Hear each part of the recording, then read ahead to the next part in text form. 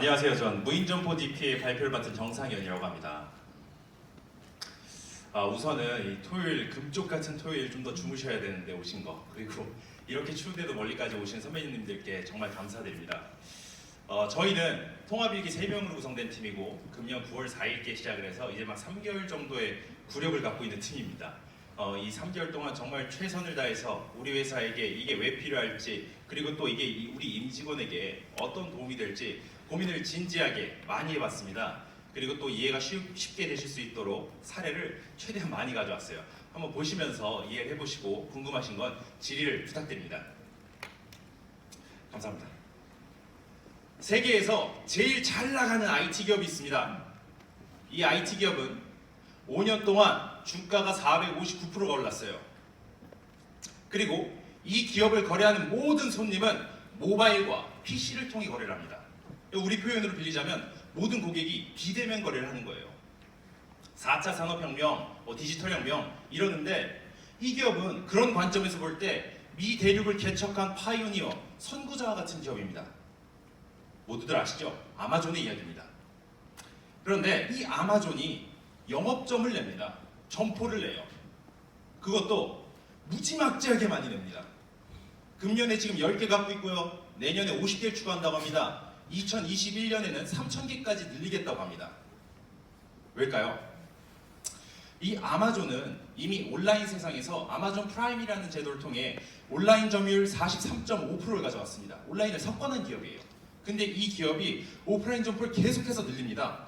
그리고 리테일에서 가장 큰 경쟁자라고 생각되는 월마트도 아마존한테 뒤질세라 부랴부랴 점포를 늘리고 있습니다. 대체 왜 그럴까요? 결국 리테일이라는 특성은 오프라인에 매달려 있기 때문입니다. 자, 그러면 이 리테일 점포, 영업점을 하나 낸다는 것은 한 가지 큰 문제가 있습니다. 비용이죠, 비용. 근데 무인 점포는 이걸 기술로서 극복하게 할 수가 있습니다. 약간의 운영비가 추가될 것이고 상대적으로 많은 수의 인건비가 줄어들 겁니다. 그걸 통해서 우리가 기존에 영업점을 진출하고 싶었지만 채산성 때문에 과감하게 들어가지 못했던 곳에 들어가 볼 수가 있습니다. 우리의 고객이 우리의 영업점이 한 850개 정도가 되고 KB은행의 영업점이 1050개 정도가 됩니다. 근데 우리의 활동 고객 수는 근 2배 가까이 차이 나죠. 영업점 25%의 차이가 고객과 우리의 접점을 배 이상 늘려버린 겁니다. 좋아, 그러면 이거는 리테일 아니냐? 소매요. 우리는 금융이다. 심지어 이거 미국 얘기 아니냐? 우리 한국이니까 다르다. 이렇게 생각하실 수 있어요. 그렇지만 그렇지 않습니다. 선진 시장에 이미 인터넷 전문 은행을 설립한 은행들이 영업점을 내고 있습니다. 찰스 스왑뱅크라고 미국에 있어요. 이 인터넷 전문 은행입니다. 인터넷 전문 은행. 근데 영업점을 저렇게 근사하게 짓습니다. 인터넷 전문 은행인데 쟤들이 발생시키는 영업이익이 우리은행의 영업이익과 비슷해요. 그러니까 우리은행, 월이은행. 그러니까 월이은행의 영업수익과 인터넷 전문은행의 영업수익이 상당히 비슷합니다. 그러니까 이쪽에서도 인터넷 전문은행이 영업점을 내기 시작하고 뱅크 오브 아메리카 다 아시죠? 여기서는 무인 점포를 심지어 내고 있어요. 현재 4개 운영 중에 있고요. 계속해서 확대하려고 합니다. 물론 저희 COP가 디자인하고 생각하는 무인 점포의 형태와 뱅크 오브 아메리카가 구사하고 있는 무인 점포의 형태는 상당히 상이합니다.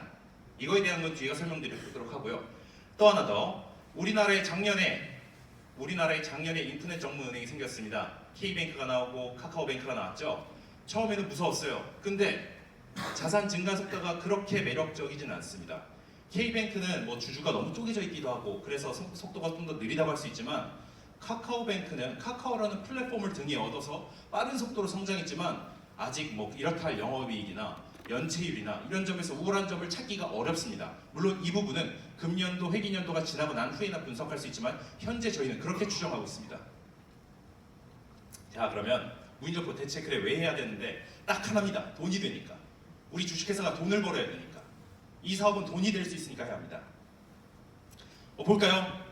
이게 과거의 영업점의 양태입니다. 경기도 용인시 수지구, 지금 제가 사는 데고요. 성남시 분당구, 제가 살았던 데입니다. 각각 19제곱킬로미터와 22제곱킬로미터 비슷한 구역을 한번 찾아봤어요. 영업점이 몇 개인가요? 6개, 8개입니다. 많죠? 여기저기 이 골목 저 골목 길 건너면 하나은행을 만날 수가 있었어요. 지금은 KB하나은행을 만날 수가 있어요. 이게 가능했습니다. 과거에는 풍요의 시대니까. 돈을 벌 수가 있었어요. 그럼 최근에 영업점을 지을 때 우리는 어떻게 지을까요? 상대적으로 경제력이나 사람들이 살아가는 라이프 스타일이 비슷한 구역으로 저희는 최근 점포 판교와 광교를 뽑았습니다. 점포가 몇 개예요? 이 판교 3개입니다. 광교는 심지어 하나예요. 과연 여기 있는 고객들이 우리에게 수익이 안 돼서 우리가 못 나갈까요? 저희는 그렇게 보지는 않습니다. 비용이 무섭기 때문이에요. 영업점 한번 진출했다가 빠지는 비용이 보통이 아니기 때문에 함부로 의사결정을 할 수 없는 겁니다. 이걸 추정할 수 있는 근거는 있습니다. 판교 지역에는 우리의 영업점이 3개가 있고 대한민국에서 내놓으라 하는 시중은행 중에서 영업점 3개 이상 가진 은행이 없어요. 근데 저 조그만한 18제곱킬로미터 안에 ATM기가 178대가 있습니다. 손님들과의 접점은 늘려야겠는데 영업점은 과감히 못 간다는 소리예요. 그래서 무인점포가 이런 우리의 상황에 대안이 될 수가 있습니다. 자, 그럼 무인점포가 왜 좋냐? 일단은 참 특이한 문화죠. 9 to 4, 9 to 6는 들어봤는데 은행 영업 9시 열어서 4시 닫죠. 근데 무인점포를 한다면 이 시간적 제약을 극복할 수가 있습니다.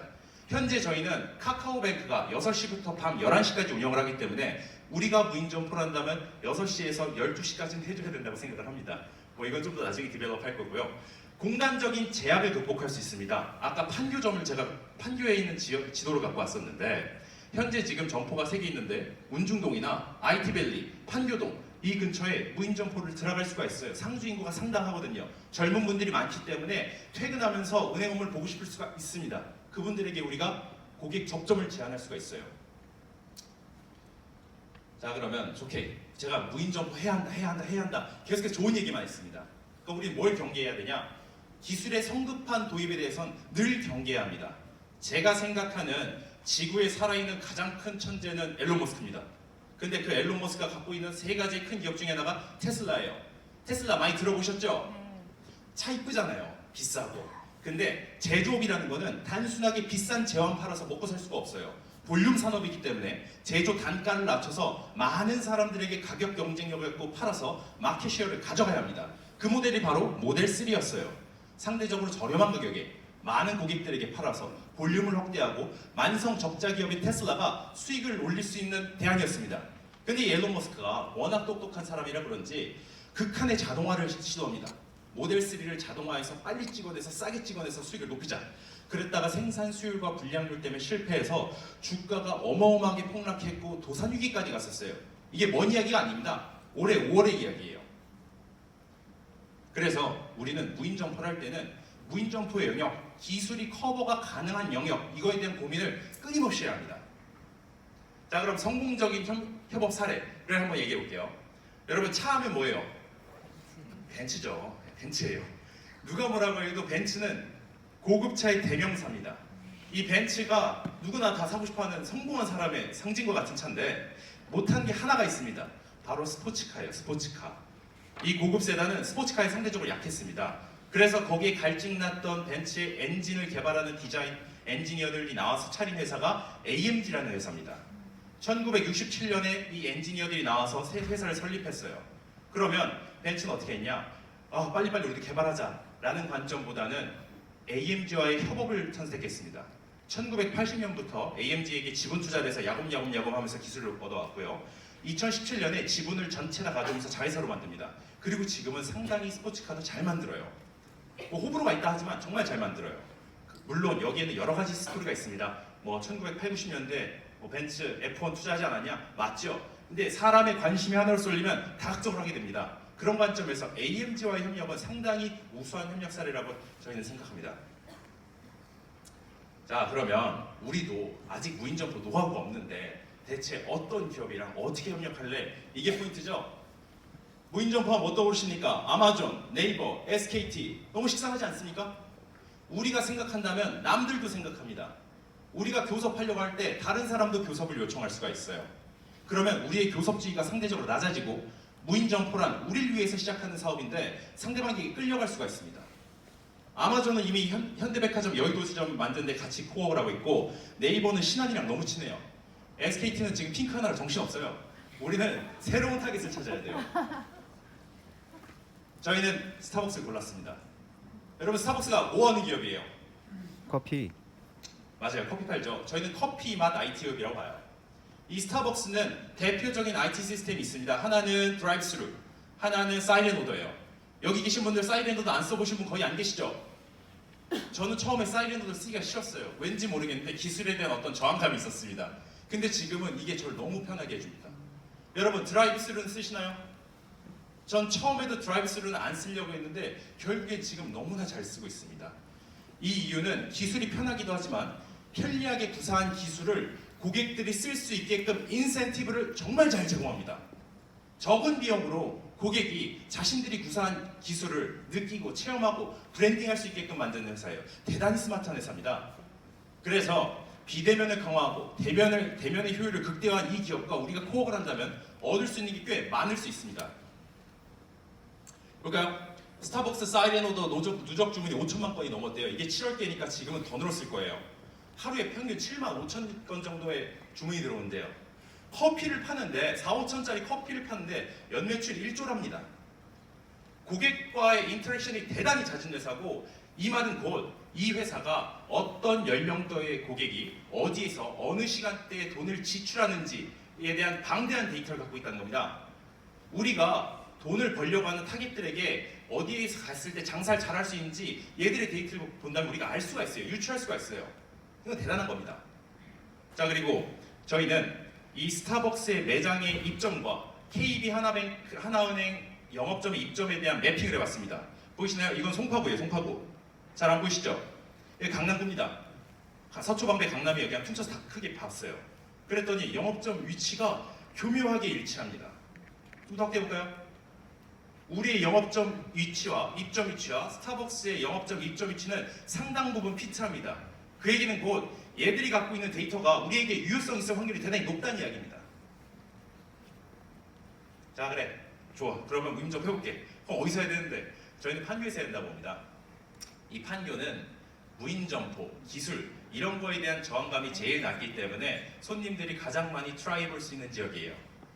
판교 IT밸리에서 해본다면 한번 헤딩을 해보고 이 사업 접자 아니면 가자 이 의사 판단을 할 수 있는 최적의 장소예요. 그래서 신한은행도 여기 들어온다고 하죠. 우리가 더 먼저 들어갔으면 좋겠어요. 기왕이면 카카오뱅크 앞에 갔으면 좋겠어요. 자, 무인점포가 뭐니? 뭐 키오스크니? ATM 좀 더 레벨업된 ATM 아니니? 라고 생각하실 것 같아서 무인점포에 대한 걸 3D로 뽑아봤습니다. 저희도 지원 없었지만 저희는 했습니다. 그래서 3D 모델이에요. 이게 보시면 스탠딩 데스크가 있고요, 시팅 데스크가 있습니다.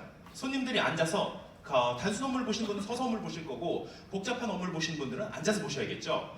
그리고 각각의 기둥이 있습니다. 이 필러들. 이 필러는 하나는 여신 필러고 하나는 수신 기둥이에요. 수신 필러예요.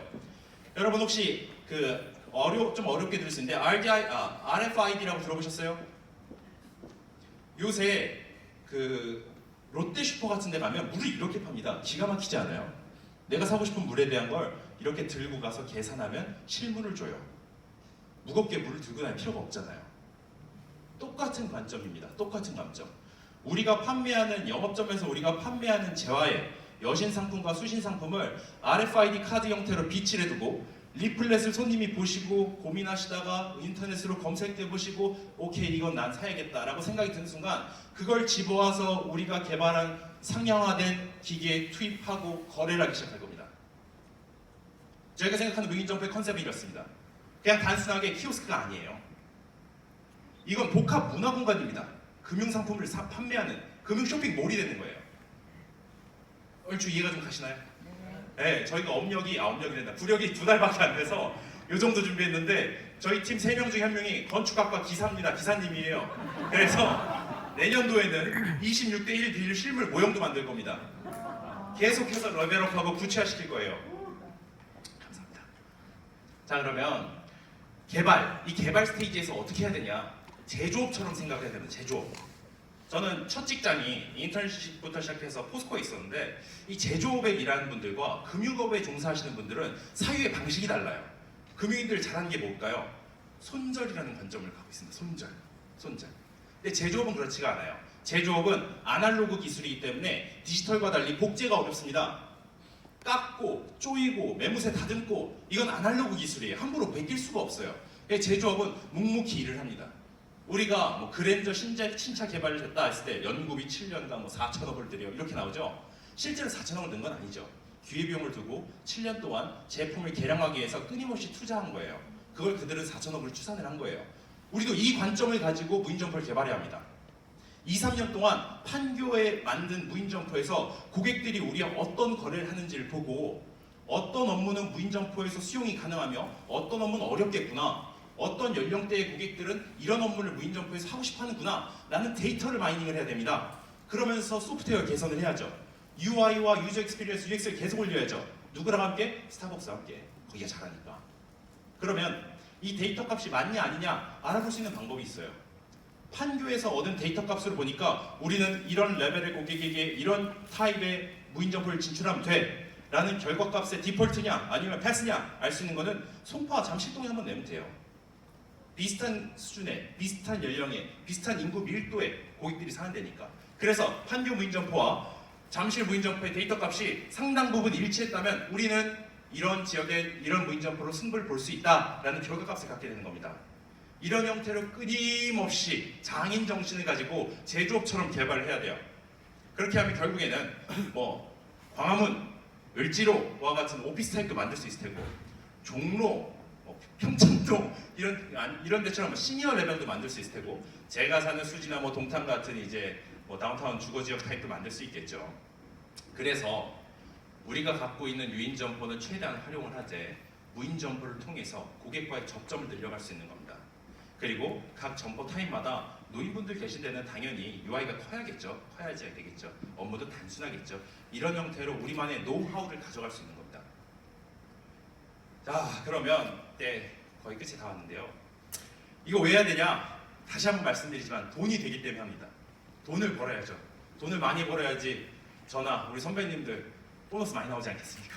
저도 직원이고 선배님도 직원인데 회사가 잘 되지 않겠어요? 그리고 이 기대 효과를 두 가지로 나눠봤습니다. 가시적 성과, 일단 고객의 접근성이 강화됩니다. 고객이란 기본적으로 눈에 가야지 눈에 닿는 곳에 가게 돼 있어요. 사람의 성격이에요. 어쩔 수가 없어요.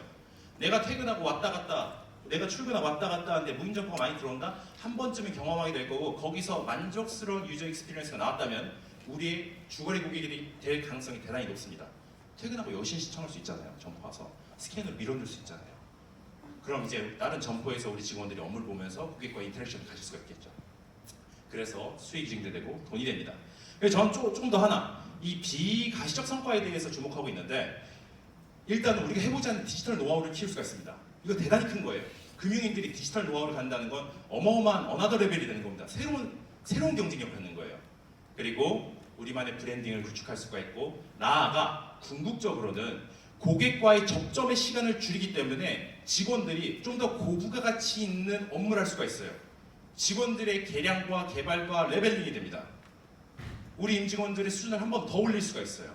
그래서 저는 이 부분에 대한 주목을 하고 있고, 계속해서 저희는 연구해 나가도록 하겠습니다. 여러분, 발표 좀 재미있었나요? 네. 감사합니다. 무인점포TV 정사입니다.